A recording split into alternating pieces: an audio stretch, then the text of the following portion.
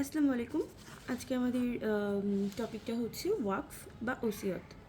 ওয়াকফ বা ওসিয়তের literal meaning হচ্ছে নিরোধ বা আটক। ওয়াকফ বা ওসিয়ত হচ্ছে একটা সম্পত্তি হস্তান্তর প্রক্রিয়া। আচ্ছা, ইসলামিক ধর্মে বিশ্বাসী কোনো ব্যক্তি কর্তৃক মুসলিম আইনের ধর্মীয় বা পবিত্র বা দাতব্য বলে স্বীকৃত কোনো উদ্দেশ্যে সম্পত্তি স্থায়ীভাবে উৎসর্গ করাকে ওয়াকফ বলে। তাহলে ওয়াকফটা বেসিক্যালি কী দাঁড়াচ্ছে? ওয়াকফটা হচ্ছে কোনো মুসলিম ব্যক্তি যদি ধর্মীয় কারণে কোনো সম্পত্তি স্থায়ীভাবে উৎসর্গ করে সেটা বেসিক্যালি ওয়াকফ। খুবই ইজি কিন্তু, তাই না? যে ধরুন এভাবে বলুন, মুসলিম কর্তৃক ধর্মীয় উদ্দেশ্যে দান।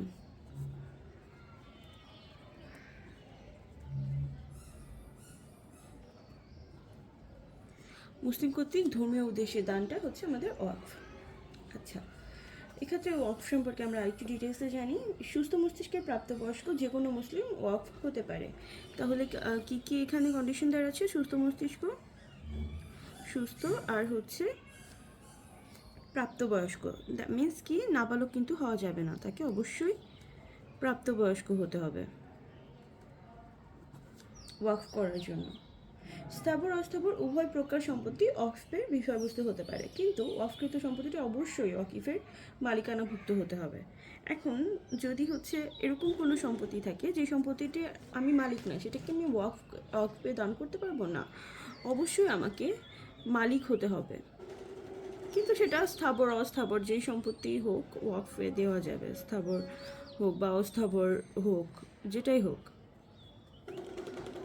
সোনা দানা যত মূল্যবান সম্পত্তি আছে, আমি যদি সেটা ধর্মীয় উদ্দেশ্যে দান করতে চাই তখন সেটা কিন্তু ওয়াকফ হিসেবে গণ্য হবে।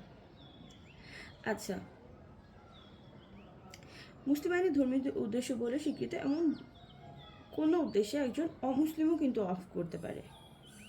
একটু আগে আমরা জেনেছি যে মুসলিম কর্তৃক ধর্মীয় উদ্দেশ্যে দান, কিন্তু একটা অমুসলিমও কিন্তু ধর্মীয় উদ্দেশ্যেই, মানে মুসলমান ধর্মীয় উদ্দেশ্যে দান করতে পারে। ওয়াকফ সে করতে পারে, ঠিক আছে?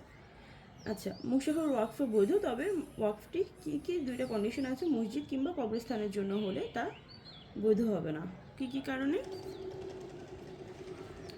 কবরস্থান বা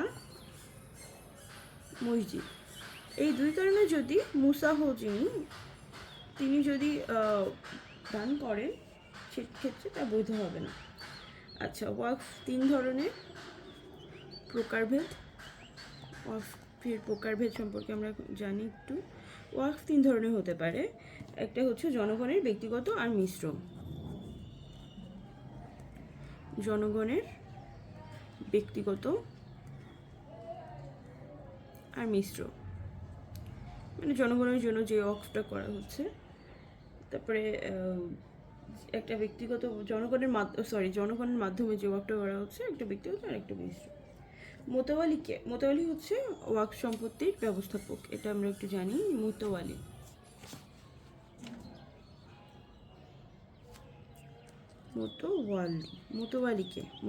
হচ্ছে আমাদের ওয়াকফ সম্পত্তির ব্যবস্থাপক, ঠিক আছে? ওয়াকফ সম্পত্তির ব্যবস্থাপক। এখন এক্ষেত্রে একটা কথা আছে, মোতাহালি যদি পারিশ্রমিক নির্ধারণ করা না থাকে সেই ক্ষেত্রে কী হবে? সেই ক্ষেত্রে কিন্তু জেলা জজ মোট সম্পত্তির সর্বোচ্চ 1/10 অংশ পারিশ্রমিক হিসেবে নির্ধারণ করতে পারে। এটি একটু ইম্পর্টেন্ট যে মোতাওয়ালি যদি পারিশ্রমিক নির্ধারণ করা না থাকে তখন কি হবে? তখন জেলা জজ জেলা জজ মোট যে আয় হবে ওয়াকফ প্রপার্টি থেকে, আয়ের 1/10 হচ্ছে তার পারিশ্রমিক হিসেবে নির্ধারণ করতে পারে। এখন মোতাওয়ালিকে কখন অপসারণ করা যাবে?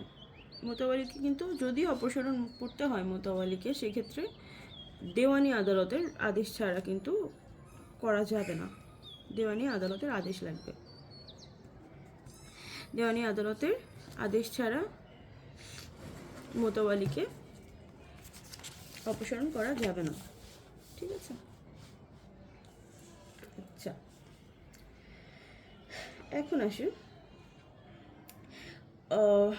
আরও বেশ বেশ কিছু ইনফরমেশন আমাদের জানতে হবে।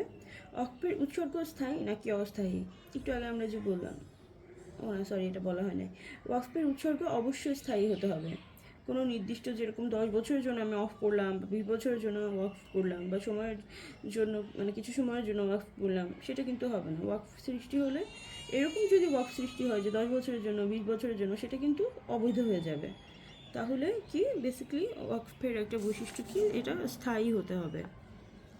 স্থায়ী হতে হবে। যদি নির্দিষ্ট সময়ের জন্য হয় সেটা কিন্তু অবৈধ হবে। নির্দিষ্ট যদি করে দেয় সেটা কি হবে? অবৈধ।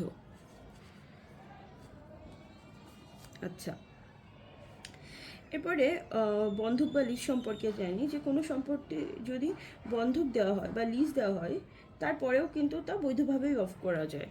মানে বন্ধক বা লিজ দিলেও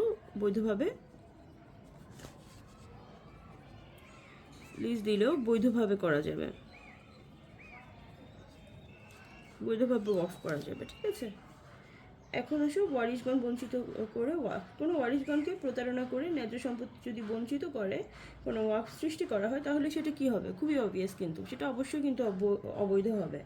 খাই খালাসি বন্ধগ্রহীতার ক্ষেত্রে, খাই খালাসি বন্ধগ্রহীতার ক্ষেত্রে কী হবে? কোনো সম্পত্তির উপরে কিন্তু ওয়াক সৃষ্টি করা যাবে না। আমরা যে একটু আগে জানলাম যে হচ্ছে বন্ধক বা লিজের ক্ষেত্রে বৈধভাবে ওয়াক করা যাবে, এটা কিন্তু একটা এক্সেপশন হচ্ছে আমাদের খাই খালাসি বন্ধক। খাই খালাসি বন্ধকের মাধ্যমে বন্ধক যাকে দেওয়া হয় তিনি বন্ধকের যেই টাকাটা, সেটা তিনি উসুল করেন বন্ধকের জমি প্রপার্টি থেকে। তো এইটা হচ্ছে আমাদের এক্সেপশন, যে এটার ক্ষেত্রে আমাদের হবে না, ওয়াকফ করা যাবে না এইটার ক্ষেত্রে। মুসাহর সম্পত্তির ওয়াকফ, কোনো সম্পত্তি বিভাগযোগ্য হোক বা না হোক, উক্ত সম্পত্তি কোনো ব্যক্তির অবিভক্ত অংশের ওপর ওয়াকফ সৃষ্টি করা যায়। তবে মুসাহর সম্পত্তি কোনো মসজিদ বা গোরস্থানের জন্য ওয়াকফ করা হয় তা বৈধ হবে না। এটা কিন্তু আমরা একটু আগে জেনে এসেছি। ওয়াকফ সম্পত্তির হস্তান্তর করা যায় কিনা? ওয়াকফ সম্পত্তি হস্তান্তর করা যায় না। তবে ওয়াকফ সম্পত্তির উন্নতি সাধনকল্পে উক্ত সম্পত্তির যে কোনো অংশ, ঠিক আছে, বিক্রয়, বন্ধক বা ইজারা প্রদান করা যায়। তাহলে আমরা কি জানলাম? যে ওয়াকফ সম্পত্তি কিন্তু হস্তান্তর অযোগ্য, হস্তান্তর অযোগ্য। কিন্তু কিন্তু যদি উন্নতি সাধনকল্পে কোনো সম্পত্তি কোনো অংশ বিক্রয়, বন্ধক বা ইজারা প্রদান করা যায়। কিন্তু এই ওয়াকফ সম্পত্তির উন্নতি সাধনকল্পে, সম্পত্তির উন্নতি সাধনকল্পে, ঠিক আছে, সম্পত্তির উন্নতির জন্য তখন বিক্রয় করা যাবে। বিক্রয় বা লিজ বা বন্ধক দেওয়া যাবে। মোতাওয়ালি পদে মহিলা কি বসতে পারেন? আচ্ছা, ওয়াকফের মধ্যে কোনো আধ্যাত্মিক কার্যকলাপ যদি না থাকে বা দায়িত্ব পালনের যদি বিধান না থাকে, সেই ক্ষেত্রে কিন্তু মহিলা মোতাওয়ালি পদ গ্রহণের ব্যাপারে কোনো আইনগত বাধ্যবাধকতা নেই। ঠিক আছে, তাহলে কোন কোন ক্ষেত্রে? যদি হচ্ছে কোনো রিলিজিয়াস ফাংশন না থাকে বা কোনো দায়িত্ব পালনের বিধান না থাকে। রিলিজিয়াস দায়িত্ব পালনের বিধান না থাকলে মহিলা হতে পারবে। ঠিক আছে, ওয়াকফ সম্পত্তির লিজ প্রদান। কোনো ওয়াকফ সম্পত্তি যদি আবাদি জমি হয়ে থাকে, সেক্ষেত্রে 3 বছরের অধিক সময়ের জন্য, এবং সম্পত্তি যদি অনাবাদি জমি হয়ে থাকে তবে 1 বছরের অধিককালের জন্য ইজারা প্রদান করতে পারেন, যদি ওয়াকফ নামায় প্রকাশ্যভাবে ক্ষমতা প্রদান করা হয়ে থাকে। তাহলে মানে ওয়াকফ সম্পত্তি কি পরবর্তী লিজ দেওয়া যায়? হ্যাঁ, সরি, লিজ কিন্তু দেওয়া যাবে। এখানে একটা কন্ডিশন আছে যে যদি আবাদি জমি হয়, আবাদি জমির ক্ষেত্রে কত বছর? 3 বছর। আর অনাবাদি জমির ক্ষেত্রে কত?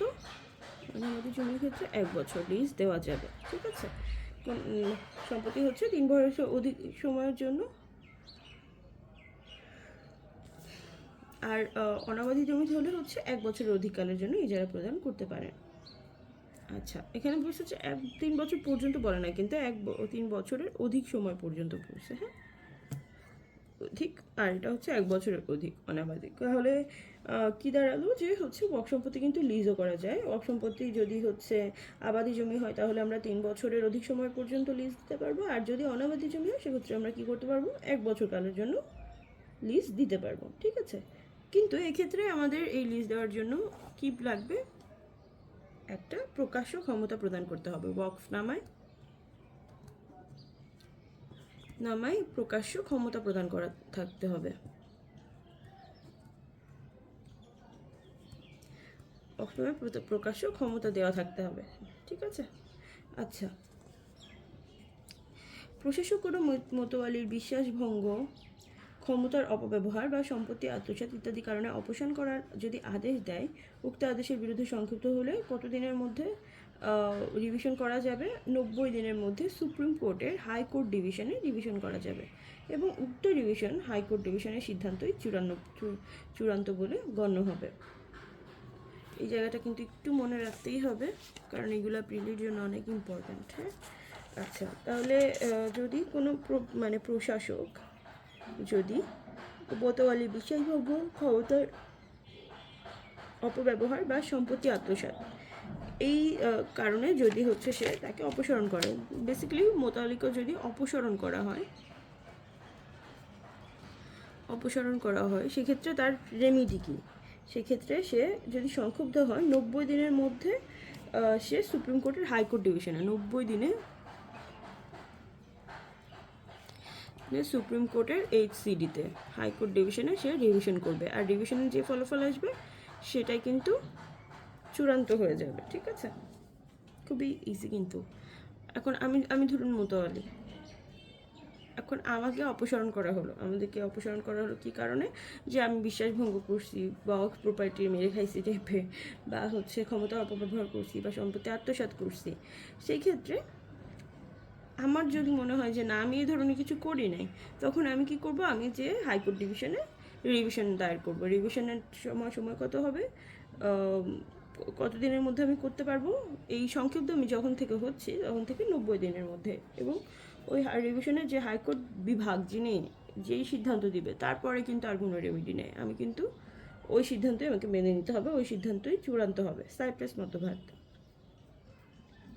ল্যাটিন সাইপ্রাস কথাটির অর্থ কি? যথাসম্ভব বা যতদূর সম্ভব। সাইপ্রাস নীতিটি ন্যায়পরায়ণতার নীতি, যার ব্যবহারিক অর্থ হচ্ছে যতদূর সম্ভব কাছাকাছি।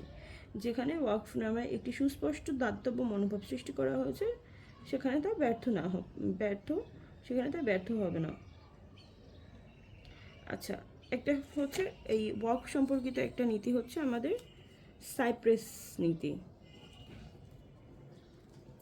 সাইপ্রাস নীতির লিটারাল মিনিংটা কি? লিটারাল মিনিং হচ্ছে যথাসম্ভব বা কাছাকাছি, যতদূর সম্ভব।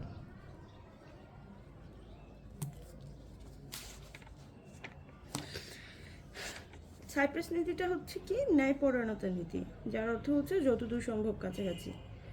মানে হচ্ছে ওয়াকফ নামে একটা সুস্পষ্ট দাতব্য মনোভাব প্রকাশ করে যে হচ্ছে যাতে ওয়াকফটা ব্যর্থ না হয় এবং তা অ্যাপ্লিকেবল হয় যতদূর সম্ভব বা যথাসম্ভব, যতটুকু পসিবল হয়। কোনো ওয়াকফের উদ্দেশ্য আংশিক বৈধ বা আংশিক অবৈধ হলে বৈধ অংশের ওয়াকফ কার্যকর হবে ও অবৈধ অংশের ওয়াকফ বাতিল হয়ে যাবে এবং তা ওয়াকিফের নিকট ফেরত যাবে। এটা হচ্ছে বেসিক্যালি সাইপ্রাস নীতির মাধ্যমে কিন্তু আসছে যে কোনো ওয়াকফের উদ্দেশ্য আংশিক বৈধ এবং আংশিক অবৈধ। ধরো একটা ওয়াকফ একজন করলো যেটা হচ্ছে আংশিক বৈধ আর আংশিক হচ্ছে অবৈধ। আংশিক কি?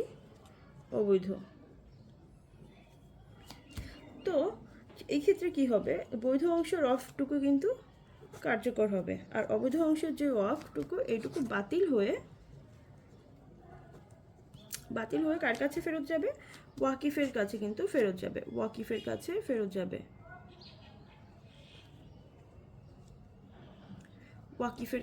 যাবে, ঠিক আছে। ওয়াকিফ তার পরিবার বা বংশধরের মঙ্গলের জন্য যে ওয়াকফ সৃষ্টি করে তা হলো ওয়াকফ আল আউলাদ। এটাকে কি বলে?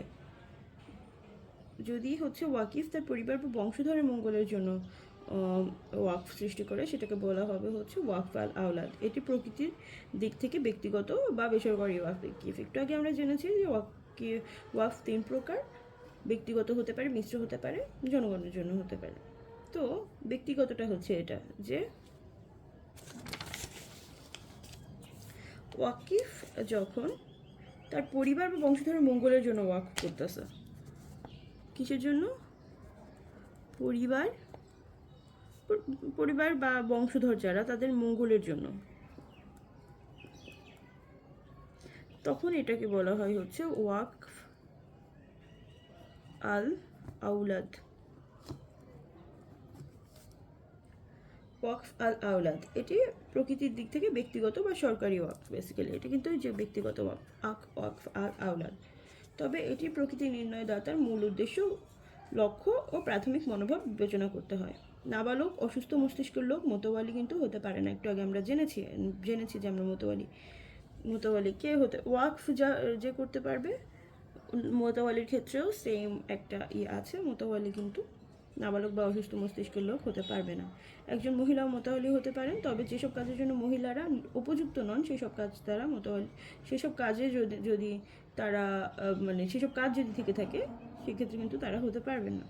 আচ্ছা, দুইটা কোশ্চেন দেখে আমরা শেষ করি। ডক্ট্রিন অফ সাইপ্রাসের সাথে সম্পর্কযুক্ত কোনটি? ডক্ট্রিন অফ সাইপ্রাস আমরা কোথায় পড়েছি? অবশ্যই ওয়াকফে। তার সম্পর্কযুক্ত কোথায়? ওয়াকফে।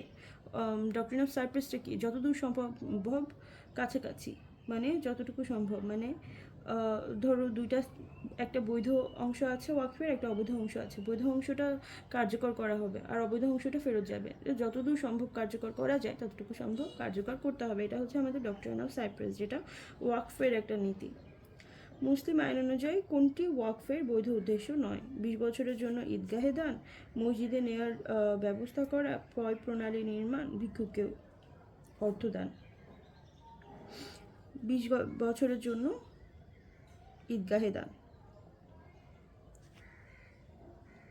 কারণ কি? কারণ কিন্তু একটা স্থায়ী সময়ের জন্য কিন্তু দান করা যাবে না। দান হতে হবে ওয়াকফের ক্ষেত্রে স্থায়ী। আচ্ছা, ঠিক আছে, থ্যাংক ইউ সো মাচ। আসসালামু আলাইকুম।